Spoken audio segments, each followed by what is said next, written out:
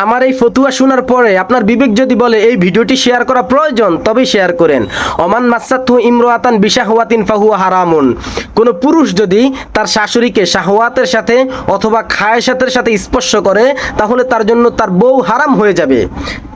আমাদের সমাজে অনেকেই এই মাসআলা সম্পর্কে সঠিক ধারণা না রাখার কারণে বিভিন্ন রকমের সমস্যায় জড়িয়ে পড়েছে। অনেক মহিলা রয়েছেন যারা অবৈধ সম্পর্কে জড়িয়ে পড়েছেন এবং সমাজে যখন এটা প্রচার হয়ে যায়, তখন এই অবৈধ সম্পর্ককে ধামাচাপা দেওয়ার জন্য তার উপযুক্ত মেয়েকে ওই ছেলের সঙ্গে বিবাহ দিয়ে সমাজকে এটা বুঝায় যে আমার সঙ্গে নয়, আমার মেয়ের সঙ্গে সম্পর্ক ছিল। বিবাহ পরবর্তী সময়েও ওই ছেলের সঙ্গে তার অবৈধ সম্পর্ক চলতে থাকে। এটা শরীয়ত সম্পূর্ণ বিরোধী এবং এটা হারাম কার্যকলাপ, যার কারণে আপনার মেয়ে ওই ছেলের ঘরে হারাম হয়ে গেছে।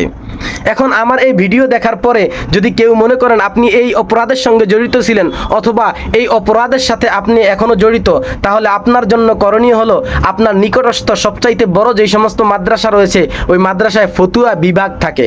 ফতুয়া বিভাগের মধ্যে আপনি আপনার ফতুয়াটি লিপিবদ্ধ আকারে দিবেন এবং সেখান থেকে আপনাকে ফতুয়া দেওয়া হবে যে আপনার এই সমস্যার পরবর্তী করণীয় কি। তারপরে পরবর্তী সিদ্ধান্তে আপনি ফতুয়া অনুযায়ী আগাবেন। আমার এই কথা শুনে আমি বলছি না যে আপনি ঘাবড়ে যান, আপনি ফতুয়া বিভাগে গিয়ে আলোচনা করবেন। কোনো ছোট আলেমকে জিজ্ঞাসা করবেন না, ছোট কোনো মাদ্রাসায় যাবেন না, বড় মাদ্রাসার মধ্যে যাবেন। এখন কথা হলো, আপনি বলতে পারেন যে হ্যাঁ এই সমস্যায় জড়িত ছিল এলাকার শালিশগণ মিলিয়ে দিয়েছে।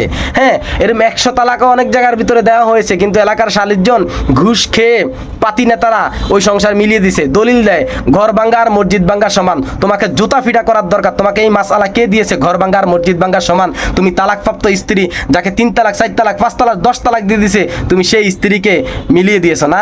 ঘর ভাঙ্গা আর মসজিদ ভাঙ্গা সমান। কিছু টাকা খেয়ে মনে রাখবা, তোমার জন্য এই মহিলা আর এই পুরুষ 24 ঘন্টা যে জিনা করছে, এই জিনার ভাগিদার কিন্তু তুমিও।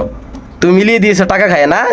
তো এই জন্যই আপনি যদি বলেন সমাজকেন্দ্রিক আমাদেরকে মিলিয়ে দেওয়া হয়েছে, শাশুড়ির সঙ্গে ধরা খাওয়ার পরেও মিলিয়ে দেওয়া হয়েছে, এটা সমাজের মধ্যে মিলাইছে ঘুষ খেয়ে। আল্লাহর আদালতে আপনি কি করবেন? আল্লাহর আদালতে থেকে ঘুষ খাবে না, সেখানে কেউ ঘুষ খায় না। আপনি সেখানে কি করবেন? যদি পরকাল থেকে বাঁচতে চান, তবে অবশ্যই নিকটস্থ সবচাইতে বড় মাদ্রাসার ফতুয়া বিভাগে আপনার সমস্যাটি লিপিবদ্ধ আকারে দিন এবং সেখান থেকে সমাধান নিন। এই সমস্যার মধ্যে আমরা অনেকে জড়িত। যারা যারা জড়িয়ে পড়েছেন এরা পরবর্তী করণীয় কি সেটা করে দিয়েছি। আর যারা এখনো আছেন আপনারা শুধরে যান, আপনারা শুধরে যান। এই অপরাধের কাছে ধারেও যাবেন না, কেউ যাবেন না।